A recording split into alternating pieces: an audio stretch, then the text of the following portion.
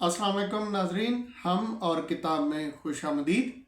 ہماری یہ کتابوں پر تبصرے کے سلسلے کی پہلی ویڈیو ہے اور ہم اس سلسلے کا آغاز سیرت مصطفیٰ کریم صلی اللہ تعالیٰ علیہ وآلہ وسلم کے حوالے سے لکھی گئی کتب سے کر رہے ہیں۔ ہم اپنی ابتدا میں ایسی کتب کو ڈسکس نہیں کر رہے جو براہ راست آپ صلی اللہ علیہ وآلہ وسلم کی زندگی کے مختلف پہلوؤں کو ڈسکس کرتی ہوں۔ ہم آغاز میں اس کی بجائے ان کتابوں سے کر رہے ہیں جو بنیادی طور پر سیرت نگاری کی تاریخ، اس کے سفر، اہم سیرت نگاروں، اہم سیرت کی کتابوں کو جو تاریخ کے مختلف مواقعوں پر لکھی گئی ان کی امتیازی خصوصیات کو ڈسکس کرتی ہیں۔ اس آغاز سے ہمارا مقصد یہ ہے کہ ہمارے ناظرین میں سے جو بھی شخص تاریخ کا اور خاص طور پر سیرت کا ایک مطالعہ کرنا چاہتا ہے تو اس کو ان کتابوں کی مدد سے ہر دور کی نمائندہ کتابوں اور سیرت نگاروں کا تعارف مل سکے۔ آگے چل کر ہم سیرت کے اوپر لکھی گئی جن میں براہ راست حضور صلی اللہ تعالیٰ علیہ وآلہ وسلم کی زندگی کے مختلف پہلوؤں کے اوپر بات کی گئی ہو، ایسی کتب کو بھی ڈسکس کریں گے۔ تو آغاز کرتے ہیں اس کا۔ میرے ساتھ ہے راجہ قاسم محمود صاحب۔ السلام علیکم۔ وعلیکم السلام۔ تو راج صاحب، پہلے تو آپ یہ بتا دیں کہ سیرت کے بارے میں جاننا کیوں اہم ہے، کیوں ضروری ہے؟ دیکھیں، سیرت کے لیے بطور مسلمان یہ تو ہمارے لیے ایک ہمارا مذہبی فریضہ بن جاتا ہے، کیونکہ رسول اللہ صلی اللہ علیہ وآلہ وسلم کی زندگی کو ہمارے لیے اسوہ حسنہ قرار دیا گیا۔ اس کے علاوہ جو رسول اللہ صلی اللہ علیہ وآلہ وسلم سے مسلمانوں کا رشتہ ہے، جو محبت ہے، وہ لازوال ہے، اور اس محبت کا ایک پیمانہ، اس محبت کو جاننے کا ایک ذریعہ بھی یہی ہے کہ رسول اللہ صلی اللہ علیہ وآلہ وسلم کی سیرت کے اوپر کو زیادہ سے زیادہ جانا جائے، ان کے مختلف پہلوؤں کو جانا جائے۔ آپ صلی اللہ علیہ وسلم کی سیرت کو جاننے سے ہمارے دل میں محبت رسول صلی اللہ علیہ وآلہ وسلم بھی بڑھے گی، اور پھر سیرت کا جو نبی کی سیرت ہوتی ہے وہ صرف ایک شخص کی سیرت نہیں ہوتی، وہ ایک تہذیب کی سیرت ہوتی ہے، وہ ایک عہد کی تاریخ ہوتی ہے۔ تو اس کا بھی اس کا متعدد پہلو ہوتے ہیں جس کے اوپر ہم سیرت کا مطالعہ جس میں ہماری مدد کرتا ہے۔ تو یہ آپ نے خیر ایک بڑی زبردست بات کی کہ سیرت کا جو مطالعہ ہے وہ ایک عہد کا اور ایک تاریخ کا بھی، ایک تہذیب کا بھی مطالعہ ہے۔ اور اس میں ایک چھوٹا سا اضافہ کرنا چاہوں گا آپ کی اجازت سے کہ نبی پاک صلی اللہ علیہ وآلہ وسلم کے بارے میں جاننا یقیناً اللہ کا حکم بھی ہے، اسوہ پر عمل جیسے آپ نے بتایا، اور ہماری محبت بھی ہے۔ اس کے علاوہ بھی اگر ہم ان کو بطور انسان دیکھیں تو ایک ایسا شخص جس نے ایک ایسی علاقے میں جہاں علم کا کوئی بہت زیادہ مرکز نہیں تھا، اس خطے سے اپنی زندگی کا آغاز کیا۔ محض 63 برس وہ ہمارے سامنے رہے، اور ان 63 برسوں میں انہوں نے ایک ایسا دین پیش کیا اور پھیلایا اور اس کی ایسی بنیاد ڈالی کہ وہ 1400 سال سے وہ ہے، اور ہمارا ایمان ہے کہ وہ قیامت تک رہے گا۔ تو بطور انسان بھی وہ ایک انتہائی کامیاب انسان ہے، بالکل، اس میں کوئی شک تو ان کا مطالعہ ارسپیکٹو کہ ہمارا جو بھی مذہب ہے ان کا مطالعہ، اور تاریخ میں ہمیں ایسی کتابیں ملتی ہیں جو غیر مسلموں نے لکھی ہیں۔ خیر، اس بات کے بعد ہم اپنے موضوع کی طرف آتے ہیں۔ تو پہلے تو آج کی کتابیں کون سی ہیں، ہمیں صرف کتابیں کا بتا دیں، پھر ہم بات کریں گے ان کی مصنفہ پہ اور آگے اس سلسلے کو۔ آج اس سلسلے کی 2 کتابیں ہم نے چنی ہیں، اور دونوں کی مصنفہ ایک ہی ہیں۔ یہ پہلی کتاب ان کی سیرت نگاری آغاز و ارتقاء کے نام سے ہے، یہ ڈاکٹر نگار سجاد ظہیر صاحبہ کی ہے، اور دوسری کتاب ان کی یہ کتاب 2010 میں شائع ہوئی ہے، اور یہ کتاب سیرت نگاران مصطفیٰ صلی اللہ علیہ وآلہ وسلم یہ 2023 میں شائع ہوئی ہے۔ تو یہ دونوں کا موضوع تقریباً ملتا جلتا ہے۔ اس سیرت نگاری آغاز و ارتقاء میں آپ کو ابتدائی سیرت نگاری کے بارے میں معلومات ملتی ہیں، جبکہ سیرت نگاران مصطفیٰ صلی اللہ علیہ وآلہ وسلم جو ہے اس میں آپ کا وہ جو دورانیہ ہے وہ 10 صدیوں تک پھیلا ہوا ہے۔ جی بہت شکریہ۔ اچھا اب تھوڑا سا ہمیں ڈاکٹر صاحبہ کا تعارف کروا دیں، نگار سجاد ظہیر صاحبہ کا، تاکہ ہمیں تھوڑا سا مصنف کے بیک گراؤنڈ سے عقائد ہو سکے۔ ڈاکٹر نگار سجاد ظہیر صاحبہ جامعہ کراچی میں شعبہ تاریخ کی پروفیسر رہی ہیں، شعبہ تاریخ سے وابستہ رہی ہیں۔ ان کے استاد ڈاکٹر علی محسن صدیقی صاحب علمی حلقوں میں جانا پہچانا نام ہے، تو خود بھی وہ کئی کتابوں کی مصنفہ ہیں، اور ابھی بھی حال ہی میں انہوں نے ابھی مسئلہ فلسطین کے اوپر بھی کتاب لکھی ہے۔ مسلم تاریخ کے حوالے سے وہ اس ٹائم آپ کہہ سکتے ہیں کہ پاکستان میں ایک مستند نام ہے، جانا جاتا ہے۔ ٹھیک ہو گیا۔ اچھا ان دو جو کتابوں کا آپ نے بتایا اور جس کے اوپر ہم بات کرنے لگے ہیں، ان دو کتابوں کی ایسی کیا امتیازی خصوصیت ہے؟ ٹھیک ہے وہ تاریخ سیرت کے اوپر تو ہیں جی، اور سیرت نگاران کے بارے میں بھی بتاتی ہیں ہم کتاب کے حوالے، اس کے علاوہ ان میں کیا ایسی خصوصی بات ہے جو ان کتابوں کو دیگر سے بہت ممتاز کرتی ہے؟ اصل میں اس میں جو ڈاکٹر نگار صاحبہ نے بھی اپنی دوسری کتاب میں اس کے اوپر گفتگو کی ہے کہ علم سیرت اور تدوین سیرت کے اوپر اردو میں کافی کم لکھا گیا ہے، تو یہ کتاب اس ضرورت کو پورا کر رہی ہے۔ ویسے تو جو سیرت نگاری آغاز و ارتقاء والی کتاب ہے، اس میں بھی آپ کہیں کہ آپ کا جو اس کمی کو پورا کرنے کی کوشش کی گئی ہے۔ اس میں سیرت کا ابتدائی علم ہے، جو سیرت سے مراد کیا ہے، مسلمانوں میں سیرت کے علوم کیسے پروان چڑھے، اس کے اوپر گفتگو ہے۔ پھر اس کا دورانیہ جو ہے وہ پہلی 3 صدیاں ہیں، تو پہلی 3 صدیوں میں کون کون سے اہل علم تھے جن کے ذریعے یہ علم سیرت پھیلا اور ہم تک منتقل ہوا، ان کا اجمالی طور پہ جائزہ لیا گیا ہے، اور اس میں تقریباً آپ کہہ سکتے ہیں کہ 32 سے 35 تابعین تبع تابعین کا ذکر ہے، جن کے ذریعے یہ علم سیرت جو ہے آگے منتقل ہوا، اور پھر کتابی صورت میں کیسے کیسے منتقل ہوا، اس کے لیے یہ دوسری کتاب سیرت نگاران مصطفیٰ صلی اللہ علیہ وآلہ وسلم ہے، جس میں ان کتابوں کا، ان سیرت نگاروں کا زیادہ تفصیلی تعارف ہے، جس میں ڈاکٹر صاحبہ نے 10 صدیوں میں سے 12 سیرت نگاروں کا انتخاب کیا ہے کہ اور ان کی تصنیف کیا ہے، اس کی تصنیف کا اسلوب کیا ہے، ان کی سیرت نگار کا تعارف کیا ہے، وہ اس کے اوپر گفتگو کی ہے۔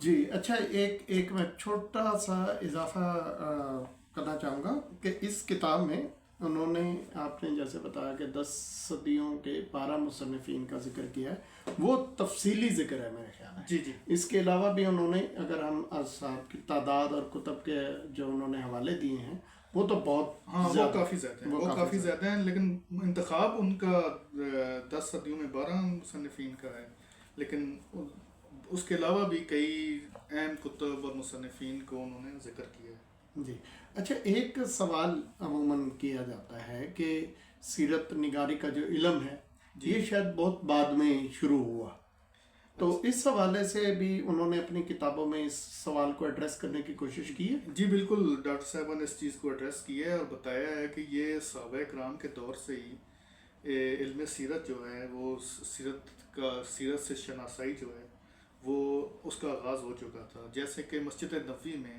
حضرت عقیل بن ابی طالب رضی اللہ تعالیٰ عنہ جو ہے وہ انصاب کا درس دیا کرتے تھے، کیونکہ آپ انصاب کے بہت بڑے عالم تھے، تو انصاب عرب پہ آپ کی کافی گرفت تھی، تو آپ باقاعدہ مسجد نبوی میں درس دیا کرتے تھے۔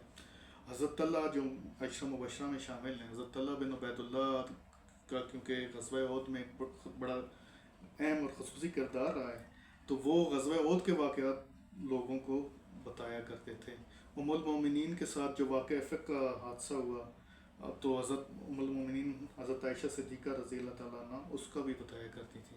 حضرت عبداللہ بن عباس رضی اللہ تعالیٰ عنہ درس قرآن دیا کرتے تھے، تو اس کے ساتھ ان کا ایک دن درس سیرت کا بھی ہوتا تھا مسجد نبوی میں، ان کا یہ سلسلہ چلتا رہتا تھا۔ اس لیے یہ بات کہ اس کا آغاز بعد میں ہوا، یہ درست نہیں ہے.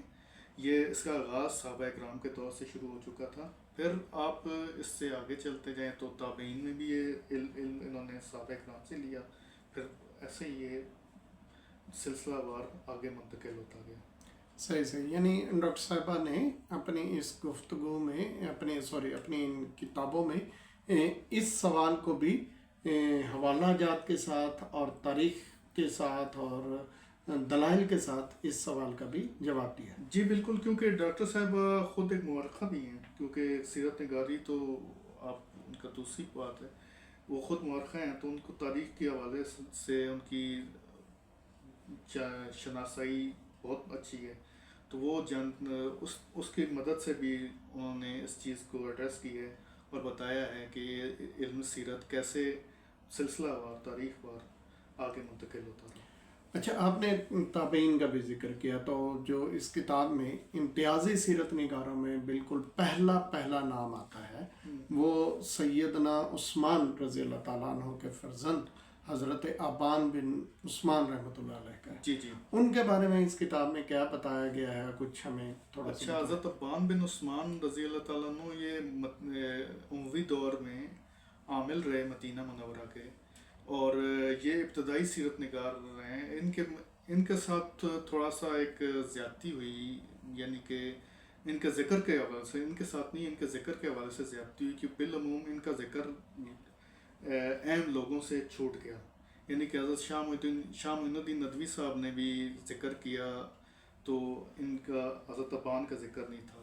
تو ڈاکٹر صاحبہ نے جو اپنی اس کتاب ہے یہ سیرت نگاران مصطفیٰ صلی اللہ علیہ وسلم، اس میں حضرت ابان رضی اللہ تعالیٰ عنہ کی جو علمی خدمات ہیں، اور آپ کیونکہ ایک بہت بڑے فقیہ بھی تھے اور حضرت زید بن ثابت رضی اللہ تعالیٰ عنہ کی اجتہادی فکر کو لے کر چلتے تھے، تو اس کے ساتھ ساتھ آپ کی سیرت نگاری کے متعلق جو آپ نے خدمات پیش کی ہیں ان کا بھی تعارف کیا ہے.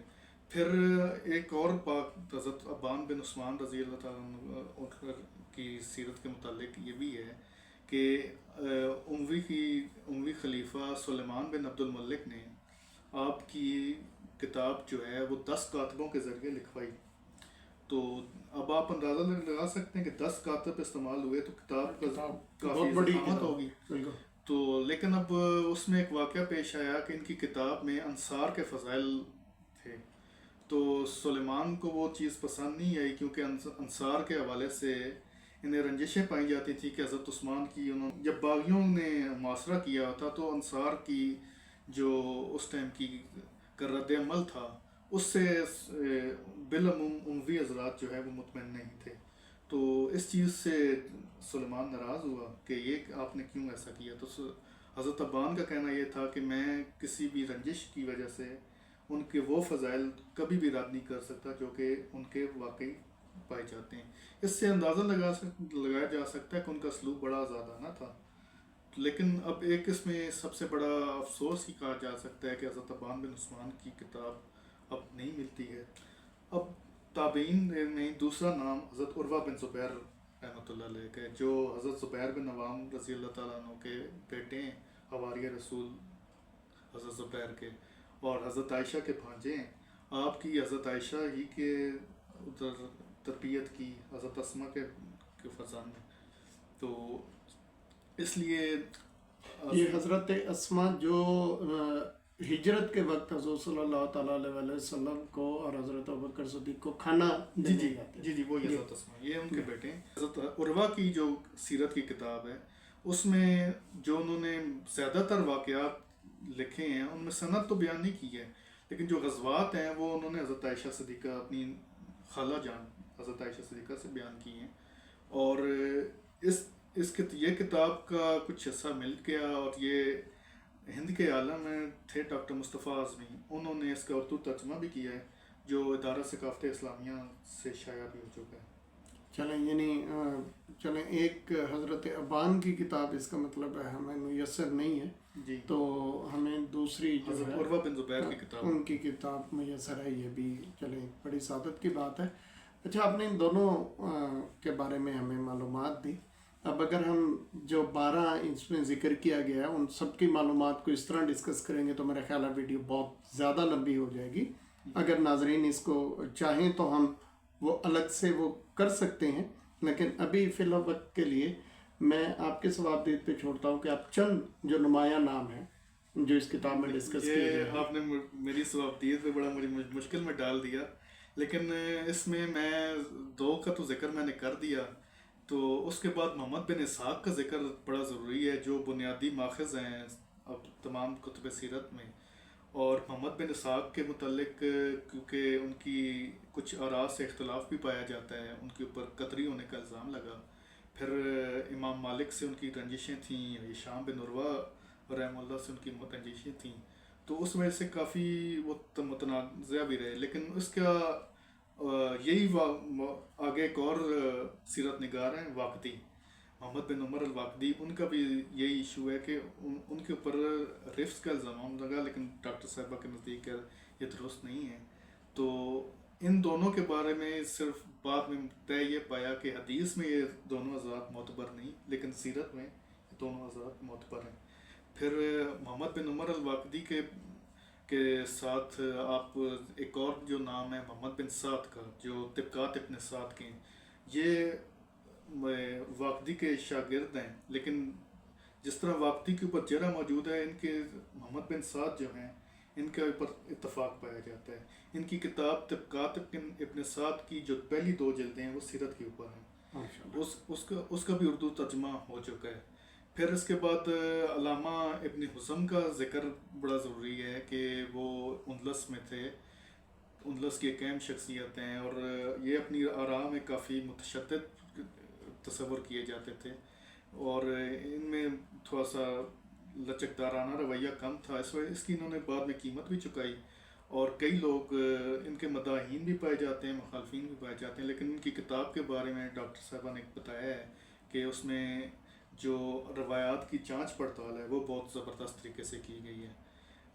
علامہ ابن عبد البر کا ذکر ہے، جو جن کی کتاب جن کا اسلوب کی بھی ڈاکٹر صاحبہ نے بڑی تعریف کی ہے. اس کے علاوہ قاضی ایاز مالکی، جن کی کتاب الشفاء جس کا اردو ترجمہ بھی موجود ہے، اور اس پہ ایک دفعہ آپ سے ویسے ہی گفتگو بھی ہوئی تھی، بڑی شاندار کتاب ہے. اس کا بھی ڈاکٹر صاحبہ نے تعارف پیش کیا ہے، اس کے اسلوب کا. قاضی ایاز صاحب کی اپنی، قاضی ایاز مالکی رحمہ اللہ کی اپنی سیرت کے بارے میں. پھر علامہ ابن کثیر کی البدایہ والنہایہ کا ذکر ہے. ایک اور نام تبری کا، تاریخ تبری. تاریخ تبری میں جو سیرت کا مواد ہے اس کے اوپر گفتگو ہے. تبری کے بارے میں بالخصوص ان کے نظریات کے حوالے سے بھی گفتگو کی گئی ہے. ان کے اوپر جو رفظ کا الزام ہے تو ڈاکٹر صاحبہ کہتی ہیں کہ وہ درست نہیں ہے. انہوں نے حضرت ابوبکر صدیق اور حضرت عمر فاروق رضی اللہ تعالیٰ عنہ کی سیرت کے اوپر، یعنی ان کے فضائل و مناقب کے اوپر کتاب لکھی تھی. البتہ ان کی رائے یہ تھی کہ امام احمد بن حنبل جو ہیں وہ فقیہ نہیں محدث ہیں، اس لیے جو اس دور میں حنابلہ تھے وہ ان کے کافی خلاف ہو گئے. تو لیکن ان کی تبری کی جو اپنی علمی خدمات ہیں وہ اس کو اگر آپ مطالعہ کریں تو آپ کو حیرانی ہوگی کہ اتنا کافی بڑے آدمی تھے. ان کے اسلوب سے، ان کی نظریات سے اختلاف اپنی جگہ، لیکن ان کا ایک تحقیقی ذوق وہ سارا اس کتاب کا حصہ ہے. اس کے علاوہ ایک نام علامہ ابن کثیر کا ذکر ہو چکا، امام یوسف بن صالح الشامی، ان کی سبل الہدیٰ والارشاد، جس کا اردو ترجمہ زاویہ پبلشر نے شائع کر دی ہے. اس کتاب کے بارے میں ڈاکٹر صاحبہ نے بتایا ہے کہ اس میں ضعیف اور صحیح دونوں طرح کی روایات پائی جاتی ہیں، اور یہ امام جلال الدین سیوطی کے شاگرد تھے اور یہ اسی 10ویں صدی میں دوسرے جو سیرت نگار ہیں علامہ قسطلانی ہیں، جنہوں نے صحیح بخاری کی شرح بھی کی ہے ارشاد الساری کے نام سے. ان کی کتاب المواعظ اللدنیہ جس کا اردو ترجمہ موجود ہے، اور علامہ سیوطی کی اور علامہ قسطلانی کی آپس میں ایک جو ہے وہ معاصرانہ طور پہ کافی زیادہ جو ہے اختلاف پایا جاتا تھا. تو علامہ سیوطی نے علامہ قسطلانی کو کہا کہ آپ کی جو سیرت کی کتاب ہے وہ میرے شاگرد کی کتاب کا چربہ ہے.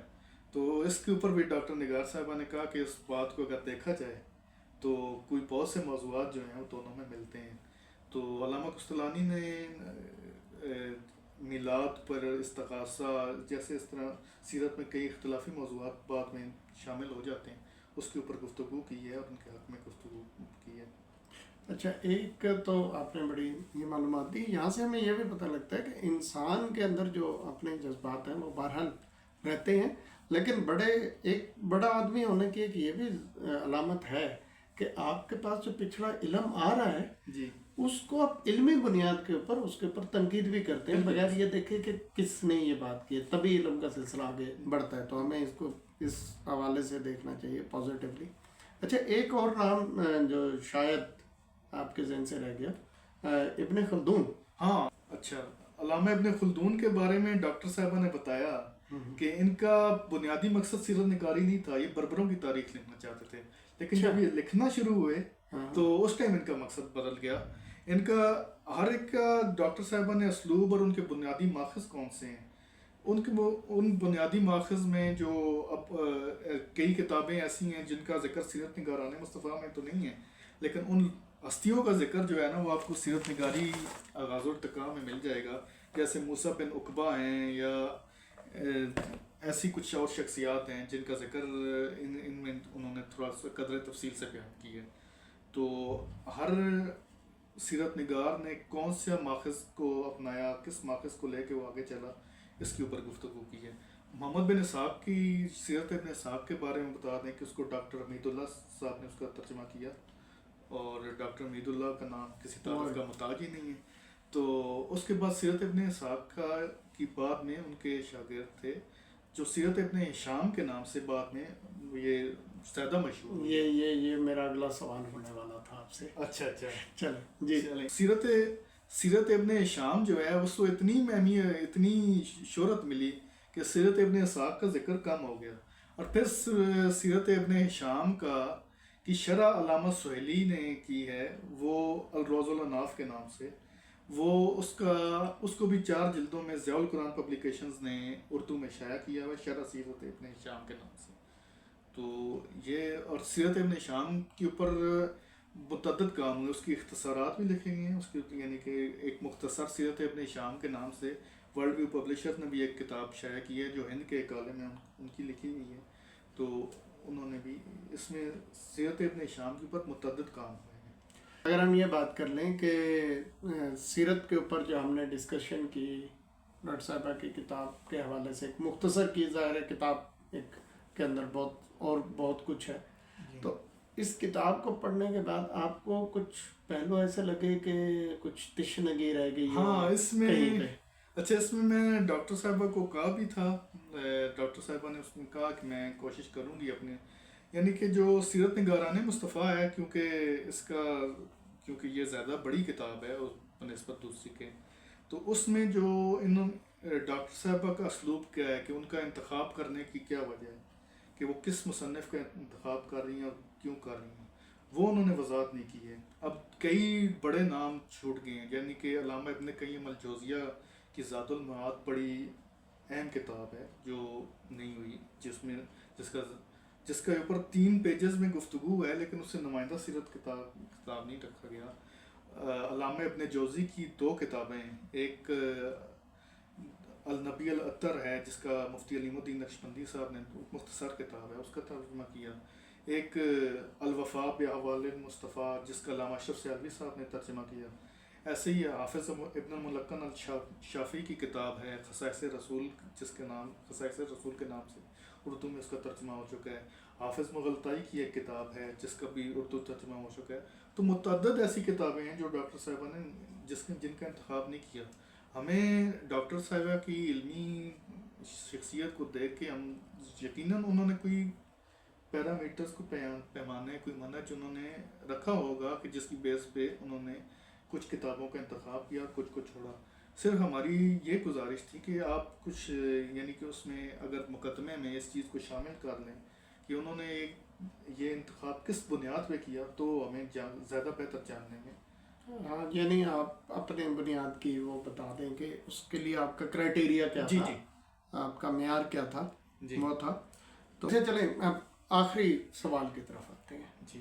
ان کتابوں میں کچھ اور ایسی کوئی اہم بات جو آپ ہم سے ڈسکس کرنا چاہیں، آخری دو جملے اگر آپ جو بولنا چاہیں. میں بالکل اس کتاب سیرت نگاران مصطفیٰ کے بارے میں بتاؤں گا کہ یہ صرف تاریخ سیرت پہ کتاب نہیں ہے، کیونکہ 10 صدیوں کے متعلق جو ڈاکٹر صاحبہ نے گفتگو کی ہے، تو ساتھ ساتھ اس دور کی جو مسلم تاریخ ہے اس کے اوپر بھی ایک ہمیں جو ہے نا اس سے شناسائی ملتی ہے کہ اس ٹائم کے سیاسی حالات کیا تھے، کیا سیاسی پس منظر کیا تھا. اب جس طرح بتایا گیا کہ سیرت کا جو ابتدائی مرکز تھا وہ تو مدینہ منورہ تھا، لیکن جیسے ہی اب وہ دمشق گیا تو ایک اس میں شامی سیرت نگاری کے اندر شامی رنگ آیا. جب مرکز خلافت بغداد ہوا تو اس میں ایک عراقی منہج آیا. تو اس کے ساتھ جب اندلس گیا تو اندلس کے کا ایک الگ طریقہ کار تھا. تو ساتھ ساتھ ہمیں ایک تاریخ کی بھی ایک جو ہے نا تاریخ کا سفر بھی طے کرنا ہے. اس میں ٹائم مسلمانوں کے اندر کی جو سیاسی حالات میں تغیر آیا، جو ان میں تبدیلیاں آئیں، جو اس میں عروج و زوال آیا، وہ اس چیز سے بھی ہمیں ساتھ ساتھ جو ہے نا اس کتاب میں ہمیں اس کا پتہ چلتا رہتا ہے. صحیح. چلیں بہت بہت شکریہ آپ کی اس جامع گفتگو کا. اور آخری بات کہ ڈاکٹر صاحبہ کی اس کتاب کو سیرت نگاران مصطفیٰ صلی اللہ علیہ وآلہ وسلم کو 2023 میں صدارتی ایوارڈ ملا ہے. بالکل. تو میرا خیال ہے آج کی ہماری اس ویڈیو میں ہمارے ناظرین کو سیرت کی مختلف کتابوں کے حوالے سے اور مختلف سیرت نگاروں کے حوالے سے مختصر طور پر اہم معلومات ملی ہوں گی. مزید آپ ان کتابوں سے پڑھ کے استفادہ کر سکتے ہیں. آپ کو ہماری آج کی گفتگو کیسی لگی وہ کامنٹ میں ضرور بتائیے گا، اور اگر ہماری یہ کاوش اچھی لگی ہو تو ہمارے چینل کو سبسکرائب بھی کریں اور اپنے احباب میں اس کو شیئر بھی کریں. بہت شکریہ. ہم سے کوئی گفتگو میں کوئی کمی کوتاہی انسان ہونے کے ناطے ہو گئی ہو تو اس پر میں ہم دونوں معذرت خواہ. جی بالکل. جی ٹھیک ہے جی. Thank you. اللہ حافظ. السلام.